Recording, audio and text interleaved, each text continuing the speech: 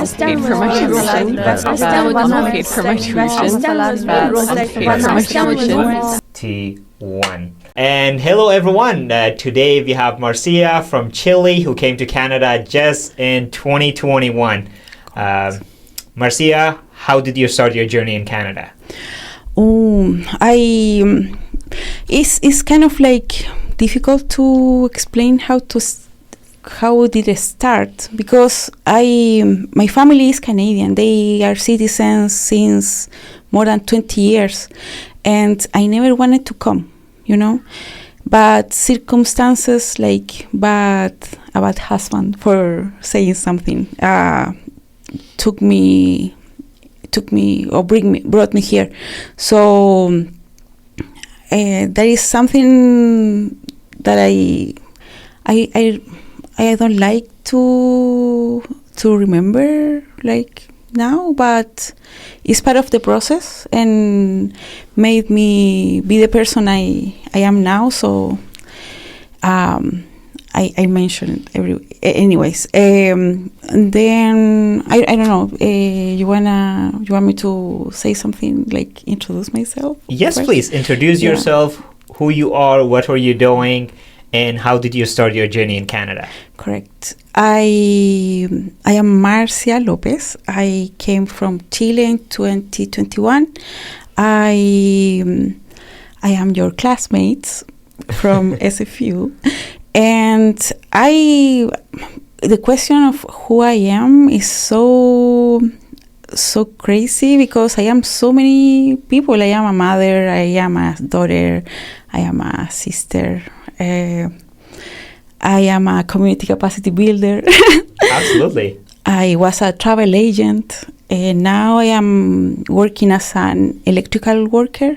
I am on leave now, but I got my license as a security system technician. Mm-hmm. So it's a crazy life. I love my life in a way. It's kind of like difficult sometimes, but everything is an adventure and made me grow up so much these 3 years. So how are you doing? I'm great. Thank you for asking. It's wonderful to have a podcast with you. I and Marcia were in a community capacity building certificate at SFU with wonderful people.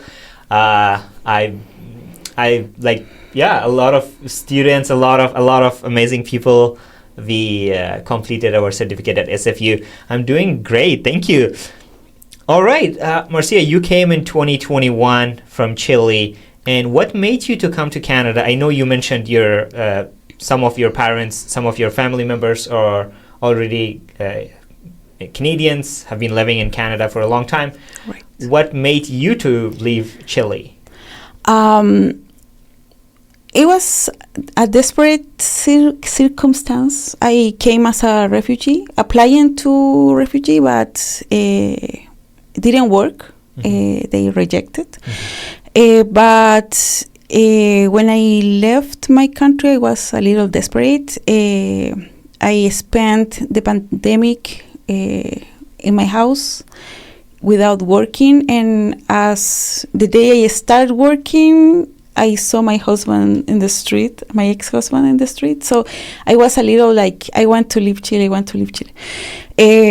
My family, as I told you, lives here for 8 years, I think. They came to Montreal first, and they always told me like the weather is better here. It's a beautiful city. My brother told me like when he arrives to here in Vancouver, he saw the landscape and he thought like this is like Valparaiso. My city in Chile is Valparaiso, so that made me come here. It was a little difficult.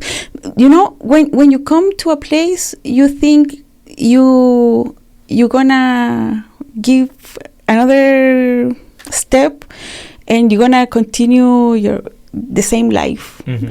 That is kind of like the expectative, but that is not what happened. I had a very difficult first year, but I started to volunteer in all the places you can imagine. And mostly it was because I didn't have my work permit, so the only way to have food was going to volunteer, and they gave me groceries, for example. I think I developed like a very good sense of how to survive, and after that, when I received my work permit, I said to myself, like, now I'm gonna go to every travel agency and I'm gonna start my career again. But everybody said no. I applied to U.S Canada, I remember, like with all my confidence, but they didn't even look my resume. So in a desperate measure, I started this electrical training, and it was a surprise to discover after you finish, you get into the union, and you have kind of like work for your life in good places. I didn't have what can I say, as an immigrant, as a woman, as a person who doesn't speak perfect English, I didn't have a good first year, but slowly I did workshops. I prepared myself to handle those difficult situations, and I cried a lot. But when I started the community capacity building certificate, I had have the decision like, no, I don't want to go back to the trades anymore. I want to change my career. But it's the same. As a person who didn't work as a social worker or a community person, I didn't have the experience also. So what was more secure or more safe was continuing my union and take the experience from the course as a way to get a better self, Right. Yeah. Marcia, I should mention this thing so that you don't feel alone. I came from a refugee background. I was a refugee for 2.5 years, and myself, I'm a newcomer.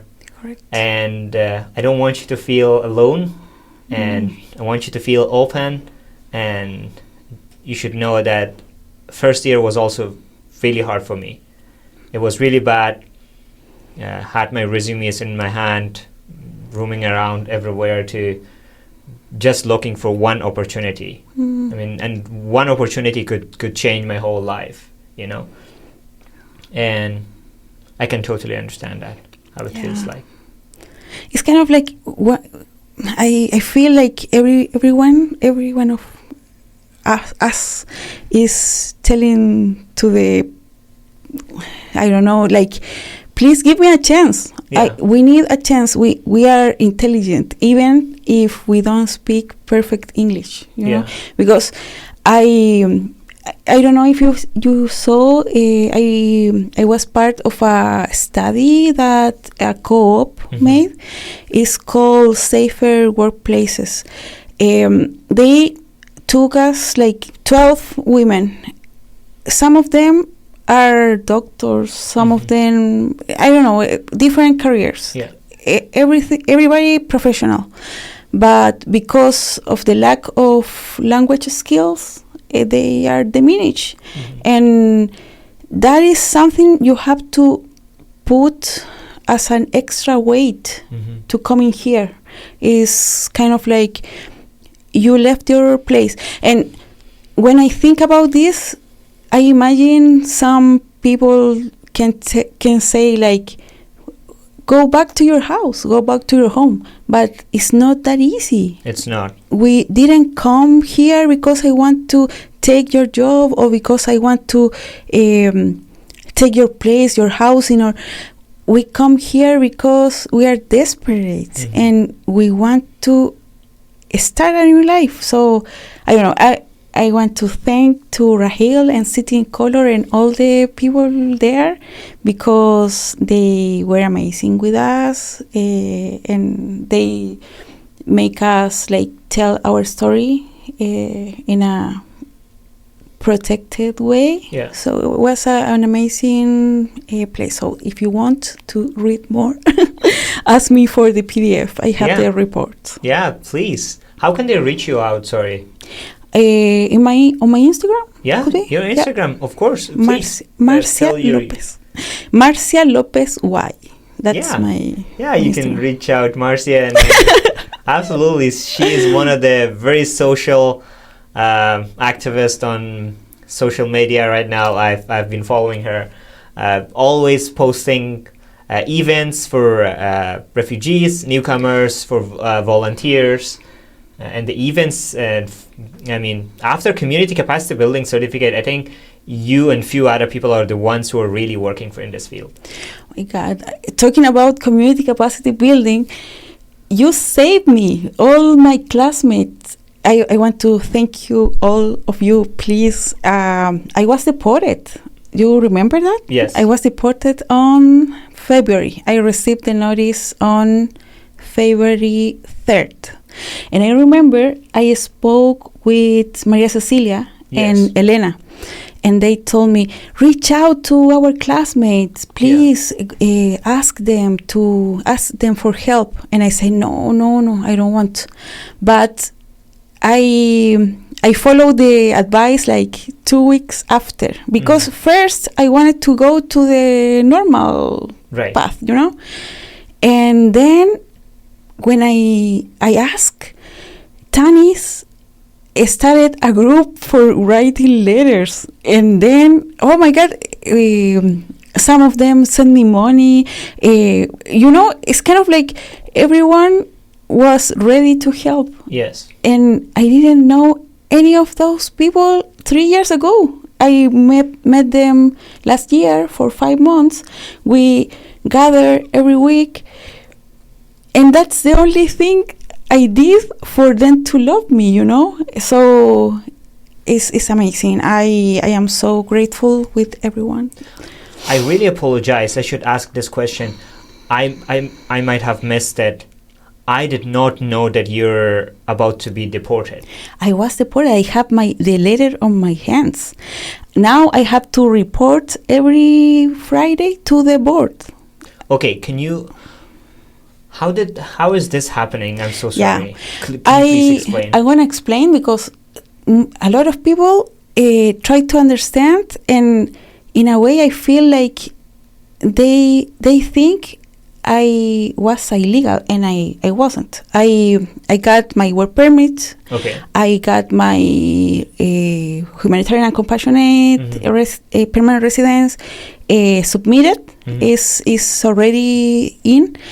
But the thing is, when you are rejected, they give you the appeal instance.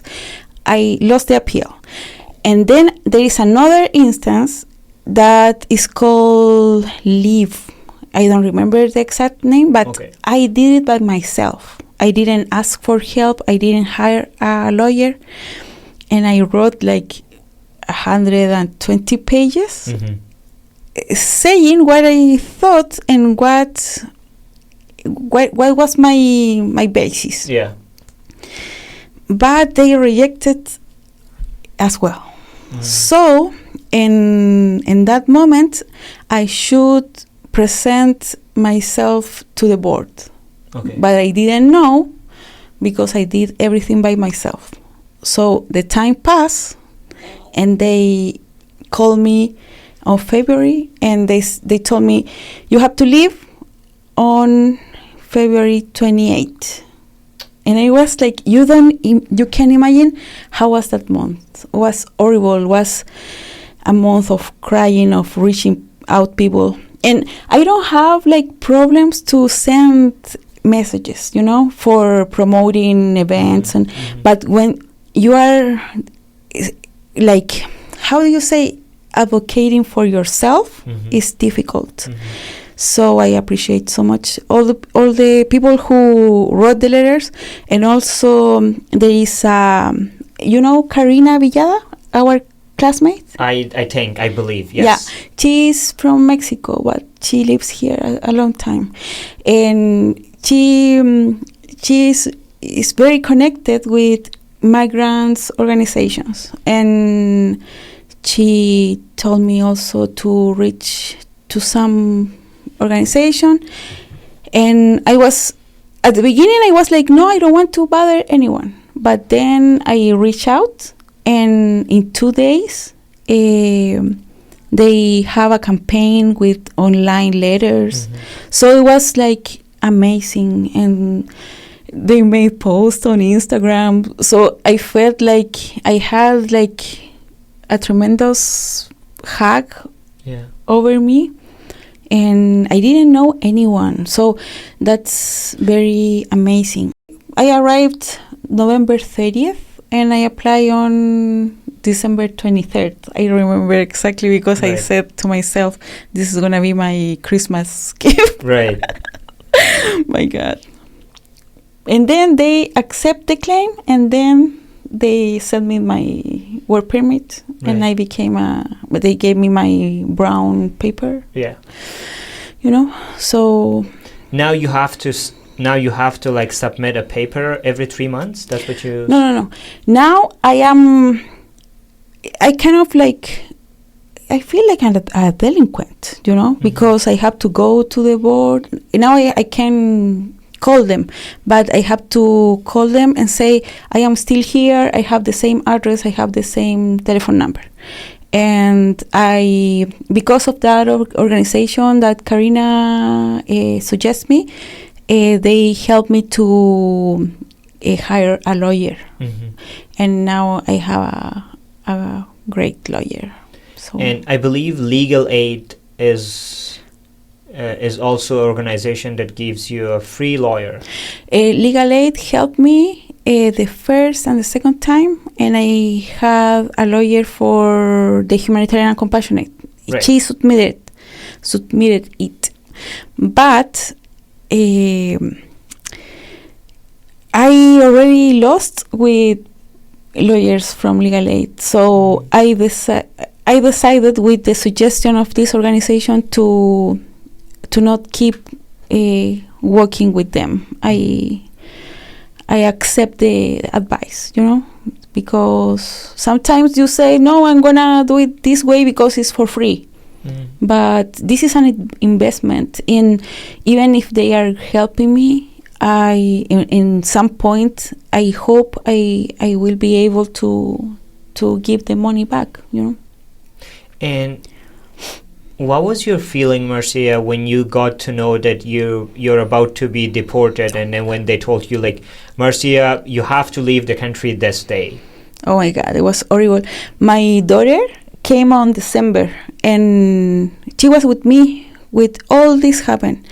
And I think the feelings going up, down, I shaked, I cried, you cannot. Oh, it was horrible. I felt like they were killing me. I felt like everything was worthless. Yeah. So then, after the campaign, on the February 27, one day before the trip, the minister said me, "You can stay." It was that was a beautiful day for you, I can imagine. Yeah, I was laughing with my daughter, and I say, like, RuPaul, the series. Yeah. They say, "Shantae, you stay." Yeah. So we were saying that all day, but it was horrible. And then my daughter left. I think one of the reasons was she imagined ourselves like going back to Chile. So. And what was the reason she left you? Sorry. Oh, it's a lot of reasons. Was it because of immigration that? No. She had a work permit for a year. Okay. But she decided to leave. We have an argument, and she left. So people from Chile does not require any visa to come to Canada or Correct. United States? Only the waiver. Okay. And then when you came to United States, and then from United States you crossed the border from Seattle to Vancouver? Yes. Okay. I remember I had my visa for United States in my passport. Okay. I had a visa for 10 years that I have it before. Okay. When I was working in an airline. So that's right. And then how did you feel, if you like to share, the moment that you crossed from Seattle, United States to Canada, when you crossed the border? How was it and how did you feel? Oh, it was amazing because I saw my mom, my brother downstairs. It was a very good moment. I felt relief, you know. It was like I am home now. I don't know. And Vancouver is very similar to my city, as I said. Here, my city rains a lot. Yeah, just like Vancouver. And it's kind of like gray aspect all the time, so I like that. And the humidity, the smell, and then I started to see the landscapes, and my brother took me to Pemberton. I don't know, it was like the first couple of months very very beautiful, you know. Right. So what else can I say? Thank you for sharing, Marcia. And I would also like to, or the people who are watching will also like to know, what are your future plans now? You came as a refugee and you have learned so much. Now, what are your plans for settling in Canada? Oh, I feel like I have my future in my hands. I have that beautiful feeling of I can do everything. And I have a problem now. I have to have a surgery, so I would love for my doctor to make the surgery like soon, because that is very I am disabled. I walk with a cane and I can't work in my work. I am on leave. So you can imagine it's very difficult to plan without money. But even if that happened, I feel like my future is kind of like brilliant, you know? Yeah. I feel that, and I have a good sensation in my soul. Like I learned too much, and I am sure of who I am. Yeah. You know, I feel, in Chile we say mature when someone is grown up. Mature enough. Yeah. So I don't know. I would love to get healthy and stop the pain and keep working and get my red seal, because being an electrician is a good career here in Canada. It pays well. Absolutely. And I would love to keep doing certificates at SFU. I am doing a restorative justice certificate now. At SFU? Yes. And is that also a scholarship you got? I got a grant that Amanda was sharing. You remember? Is that a one-time grant that you get it from BC Future Grant, something like that? Correct. Yeah, that is like $3,000, I guess, right? $3,000. That is a really good one. Yeah, I mean, refugees or newcomers that are like coming, or refugees that don't know about it, they should definitely go for that. Yeah, and they can also ask me or Marcia if we can send you the link. Yeah, just like Amanda. send it to us. Yeah. And we had an amazing team, Amanda, Vanessa, Yvonne, or Holy, Vivi, and Marcia, Maria Cecilia, Elena, and Samira. Who is Samira? And I love tennis. Tennis, yeah. Where is this lady? I love her. I'm gonna forget. I'm so sorry if we forget some other classmates. My name. Filipino lady, I love you. Yes. Dennis. Yes, Dennis. Christopher. All of you guys. If you're listening to this podcast, hi to all of you. Rangana. Yeah. Rangana. Jenny Lorca. That's the name. Yeah, all of you. All right. What are your suggestions for other refugees or newcomers that are coming from Chile? What are your suggestions for them? What steps they should take? And because I'm pretty sure there are a lot of newcomers that they cross the border and they don't know how to find their own way. I'm pretty sure like you had so many hands, your family and community capacity building certificates, classmates that supported you. What are the ways that they can get the help? Or as a Chilean, we shouldn't apply for refugee. I took a bad decision. I am sure now, but try to come here with a good English, with a good level of language. Then build a network. I think today more than ever, I believe that community is everything. I got a great community in Chile, and I told you I had a show on YouTube. Yeah. When I did that show, I met people from all over Latin America, Spain.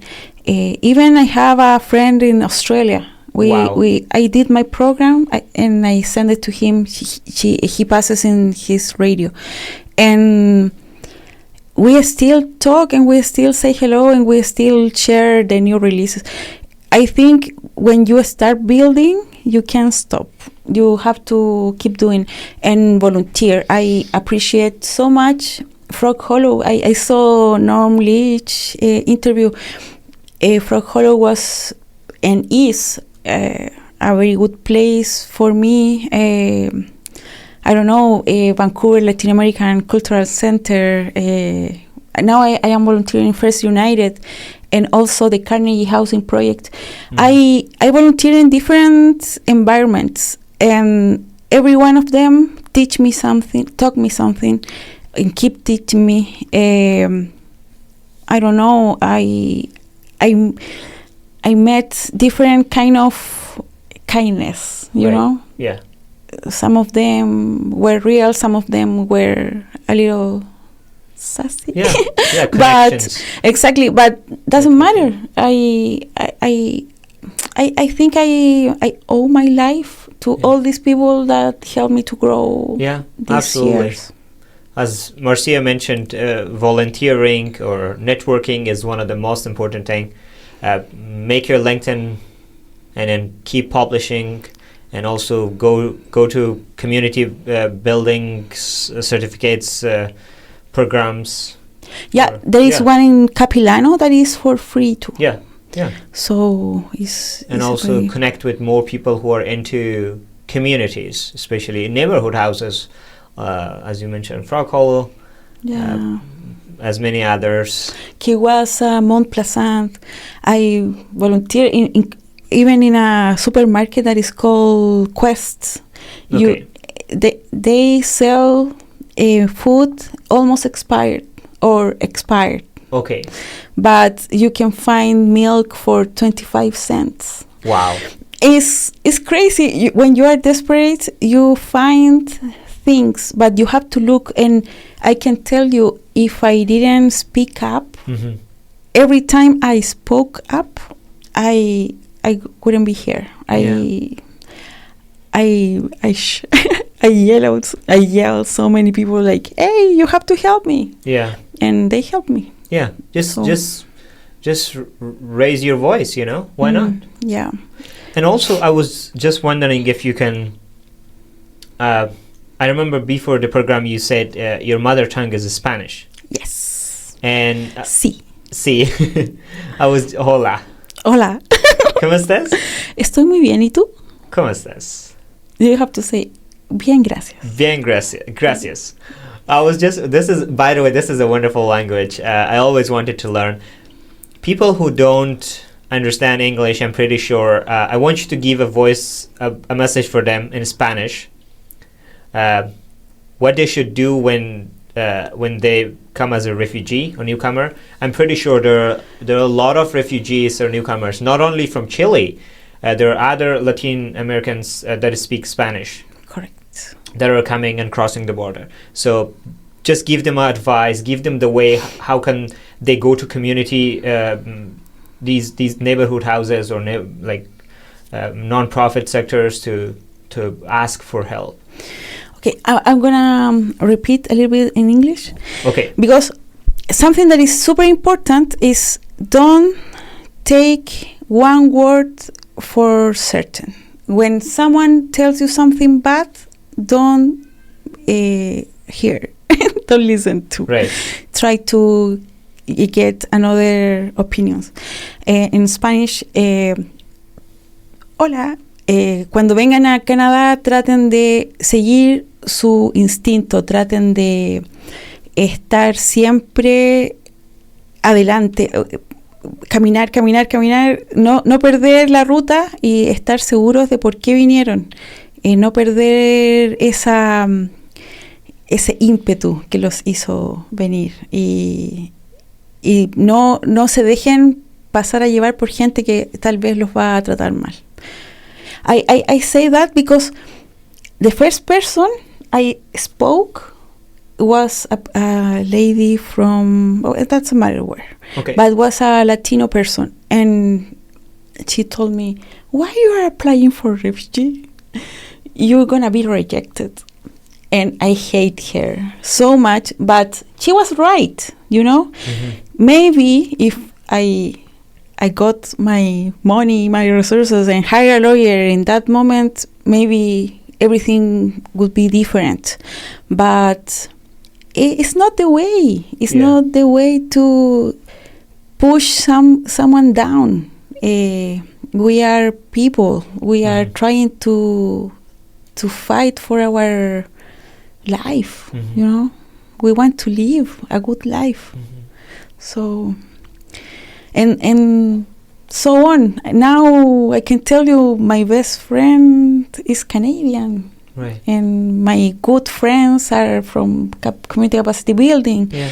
And I don't know, it's kind of like you can do it. You can keep going, but you have to find the right people. Absolutely. Definitely. Don't ask from one person. One person can never give you the right answer. Yep. Seek for more people, go to communities and ask from hundreds of people, and they will give you different opinions, and then after that you will figure out how many people are right or how many people really care about you, right? Yeah. Marcia? Correct. It's true. And as I told you, when the deportation was cancelled, and I felt all those people helping me, you can't imagine my happiness. It's kind of like I have like a reborn. Mm-hmm. So now you can throw me everything. I am prepared. I am ready to succeed. Right. Thank you so much, Marcia. I wish we could keep going on with our podcast. We will definitely have a second episode with Marcia next year, and we see what has changed in her life. That's what we do. That's our goal is. First episode is definitely a startup and how did you start your journeys. Don't miss the second episode. Definitely we will have in 2026. Fingers crossed. We get more inputs from Marcia with more success and more. By that time, we all hope Marcia get her PR and Yes. all her documentation. And surgery, please, doctor's surgery. daughters. Yeah. Yeah, definitely. Everything's gonna be okay, Marcia. You have been through a lot, and everything's gonna be fine. You're way stronger than you think. Okay. Hey. Okay. Thank you so much, Marcia, for accepting our invitation and being at Refugee Talk. And thank you for sharing your story. Woohoo! All right. Thank you so much, everyone. Thank you. Bye. Bye.